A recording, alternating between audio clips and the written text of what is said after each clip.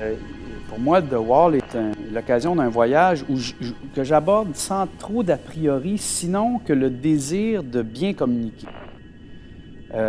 Et la tragédie de la difficulté de communiquer est au cœur de l'œuvre. C'est le fantasme d'une rockstar qui réalise un jour que, en plein concert, alors qu'il est à faire ce qu'il a à faire, communiquer sa musique, il se rend compte qu'il y a un mur qui le sépare de ceux à qui il destine sa musique, qu'il est devant une bande de groupies hystériques, délirants, qui chahutent, qui n'écoutent même pas la musique qu'il est en train de faire. Et il se retrouve lui-même dans une espèce d'état mental. Waters disait hier, j'étais pas la bonne personne au bon moment, dans le bon espace, et j'ai craché au visage d'un des spectateurs dont le comportement m'horripilait.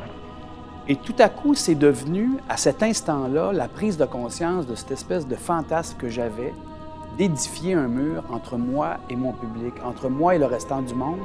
Et au fond, que toute ma vie n'avait été que la lente construction de ce mur-là, parce que la guerre m'a enlevé mon père, le fascisme m'a enlevé mon père, parce que ma mère a été contrôlante, parce que mes amours n'ont pas été heureuses, parce que ma quête d'artiste est torturée. Tout à coup, j'ai vécu un isolement qui m'a mené à l'extrémité de me sentir la tentation totalitaire, c'est-à-dire de devenir cet esprit fasciste au point de cracher au visage de mes fans, d'un de mes fans. Et constatant l'endroit où je me retrouvais, j'ai été pris d'une sorte de vertige qui m'a amené... En fait, l'écriture de The Wall est une sorte d'exutoire ou d'exercice de rédemption. Le grand effort de prise de conscience d'un homme qui, au sommet de sa gloire, souffre encore de solitude, de manque d'amour, a envie que sa mère l'écoute, que son père le prenne dans ses bras, que sa femme l'aime, que sa femme ne le quitte pas.